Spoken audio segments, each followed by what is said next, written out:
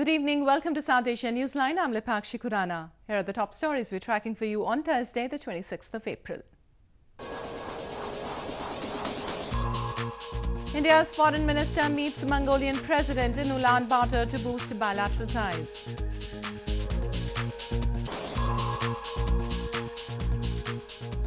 Pakistan's foreign minister disqualified by court for holding UAE work permit.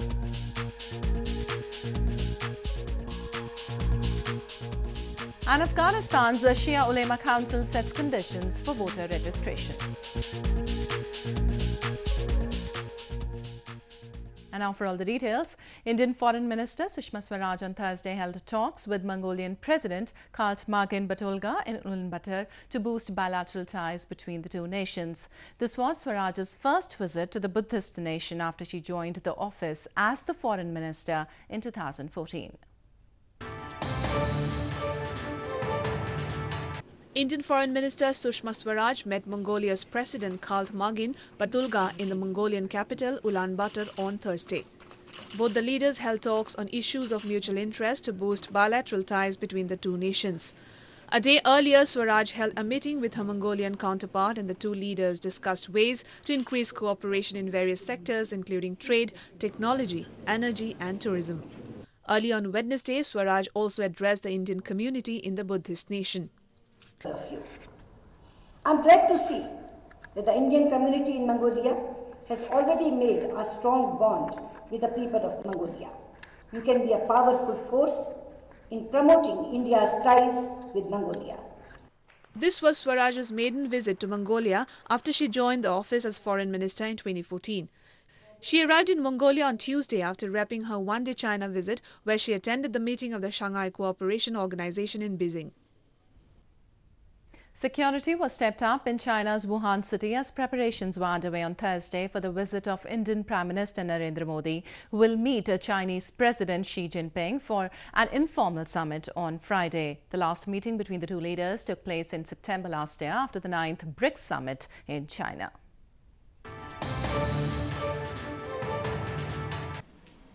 Security was stepped up in Wuhan on Thursday as China prepares to host Indian Prime Minister Narendra Modi for an informal summit with Chinese President Xi Jinping. Indian ambassador to China Gautam Bambawale said Prime Minister Modi's meeting with Jinping will bear no agenda and will have a very friendly setting. However, the two leaders are likely to hold a candid dialogue to set a course for the development of bilateral ties. It is quite possible that they might talk about their views of how each of their countries is going to develop in the coming 15 or 20 years. They might talk about the current world situation and in what directions the world is progressing. They might talk about how India views China, how China views India, and in this atmosphere they will also talk a few things about India-China relations. The last meeting between the two leaders took place in China's eastern city of Xiamen last September after the 9th BRICS summit. Prime Minister Modi has sought to reset ties after dispute over issues including their disputed border with Tibet and other issues. The Asian giants were locked in a 73-day military standoff in a remote, high-altitude stretch of that boundary last year. In news from Pakistan, Islamabad High Court on Thursday disqualified Pakistan's Foreign Minister Khawaja Asif from Parliament for life for holding a work permit of the United Arab Emirates. The court announced its verdict on a petition stating that Asif did not mention his foreign employment in his nomination papers.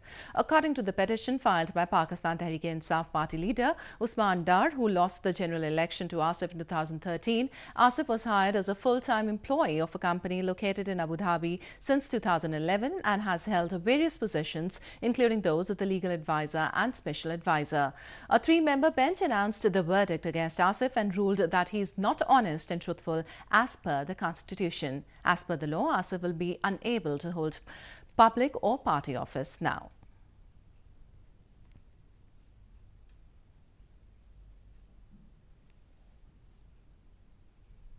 Moving on, residents in Pakistan-administered Kashmir are continuing their protest against the Pakistani security forces over the killing of an activist in the illegally occupied region last month. The activist was killed after police fired upon a peaceful march protesting against use of people as human shields during cross-border shelling.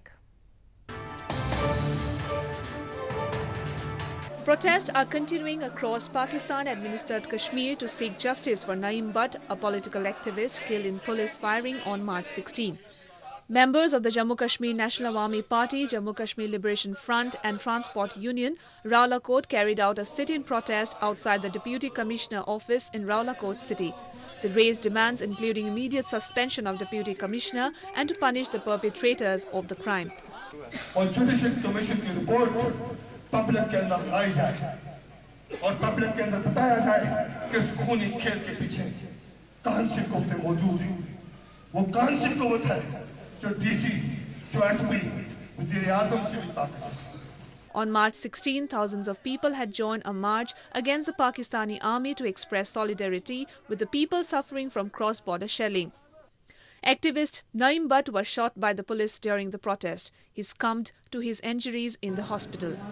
Activists have now launched a campaign to seek justice for Butt and have announced more protests against brutality by Pakistani army and police. In news from Afghanistan, as threats escalate against voter registration centres in parts of Afghanistan, a council of religious scholars has set conditions for people's participation in the voting registration process. The country is already facing slowdown in the registrations after deadly attacks on voter registration centres. With the increasing threats and continuous attacks on voter registration centres across Afghanistan, a council of religious scholars, Shia Ulema Council, has set conditions for people's participation in the registration and poll process. A statement released by the council on Wednesday called on the people not to register vote or apply for national identity cards until government ensures the safety of the centres countrywide. However, officials from the council said their demand does not mean boycotting the election. ما شرکت در انتخابات را و شرکت در ثبت نام انتخابات را مشروط به این کردیم که یک امنیت اطمینان بخش با اشتراک خود مردم و با نظارت خود مردم وقتی به وجود آمد در اون صورت مردم باید شرکت کنند. Meanwhile, the Independent Election Commission or IEC said voter registration turnout has been slow. The registrations process has become slow after at least 3 attacks on registration centres took place. The recent one was on Sunday in Kabul city, which killed 60 people. Many registration centres are now closed in the Afghan capital and other provinces due to security threats. More news from Afghanistan. A gunman on Wednesday killed an Afghan journalist on his way to work in the southern city of Kandahar. The attack highlighted the risk faced by media workers in Afghanistan.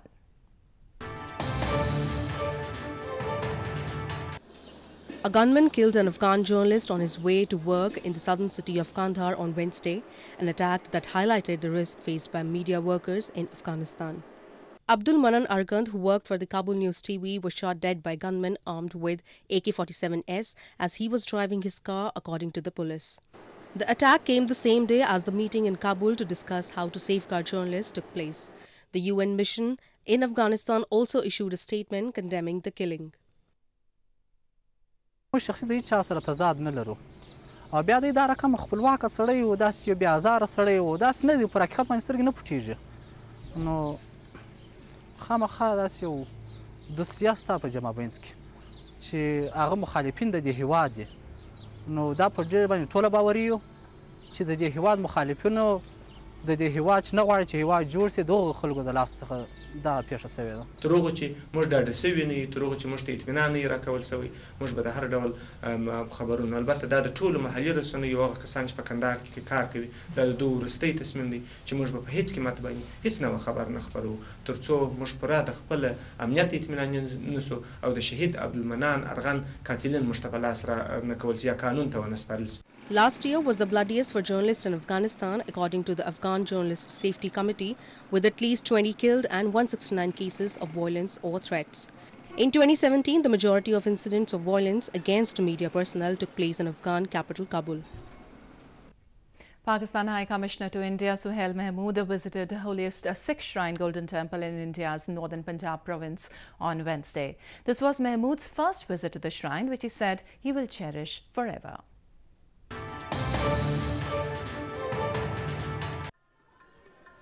Pakistan High Commissioner to India Suhail Mahmood paid a formal visit to the holiest shrine of Sikhism, the Golden Temple, on Wednesday in India's northern Punjab province. It was his first formal visit to the shrine he described as a memory to be cherished forever. Mahmood paid obeisance and later also penned down his experience in the visitor's book. Well, Bismillahirrahmanirrahim. I am formally visiting Amritsar today, and in this context coming to this holy place is very important, and I have been able to come here and pay obeisance, and I think this is an experience that I would always cherish. The Pakistani envoy also met with chief ministers of Punjab and neighbouring Haryana province earlier in the day as per media reports. Mahmood was appointed as a High Commissioner to India in August 2017. An Indian Railways factory in India's southern Chennai city has set a record by producing more than 2,500 train coaches of different 65 variants. The production took place in spite of changeover from cotton steel coaches to stainless steel coaches. An Indian Railways factory in India's southern Chennai city set a record by producing 2,503 train coaches of 65 different variants last year, surpassing its set target. The production target, which was set at around 2,400 coaches, was successfully achieved, with 70% of coaches being made out of stainless steel for multiple electric units, metro, diesel electric tar cars and tourist coaches. The production of coaches took place in spite of changeover from cotton steel coaches to stainless steel coaches. Last year, ICF has achieved a record outturn of 2,503 coaches, as against a board target of around 2,400 and odd coaches. And it is very special because last year we also had a major changeover from ICF design cotton steel coaches to 100% stainless steel LHB design coaches. So the changeover from the mild steel coach to stainless steel coach was done in a very smooth manner without affecting the production. Indian Railways is among the most extensive in the world but has struggled to expand to keep up with the demand. Prime Minister Narendra Modi's government approved a $22 billion investment plan to modernize the railways in February this year. Demand for flower saplings is on a rise in India's northern Jammu and Kashmir province. Flower vendors are doing a brisk business with increasing demand of colourful floral saplings in the spring-summer season. India's northern Jammu and Kashmir province is witnessing a spurt in sales of flower saplings and seasonal plants in spring due to a huge demand. Flower vendors are enjoying good business returns through the sales of flower saplings and seasonal plants, which blooms during this period. Consumers are buying different flora and fauna varieties for their homes. हमारे पास सारी पैंजीज होती है, देखिए सीजनल्स भी होते हैं, hybrids maximum हम hybrids ही रखते हैं. फ्रूट ट्रीज देखिए, पाइन्स, जो भी यहाँ की कश्मीर की वैरायटी है उसके अलावा हम बाहर की वैरायटीज़ भी रखते हैं. इंडोर प्लांट्स, आउटडोर प्लांट्स, सारी ट्रीज रखते हैं. तो हम लोग यहाँ पे अक्सर आते रहते हैं. यहाँ पे इनके पास काफ़ी अच्छी वैरायटी है फूलों की, और यहाँ पे हर किस्म का फूल मिल जाते हैं, और ग्रीन प्लांट्स भी मिल जाते हैं जो आप इंडोर आउटडोर हर जगह लगा सकते हो. Demand of flower saplings is increasing at large scale due to the new and attractive varieties and the season. The colourful flower sapling, which include daffodils and tulips, are brought from local as well as the national markets. Well, that's all we have for you from South Asia this evening. Now our viewers can watch the show on SouthAsiaNewsline.com. You can also visit us on Facebook.com/SAsiaNewsline and follow us on Twitter @SAsiaNewsline. That's all in tonight's edition. We'll see you same time tomorrow. Good night.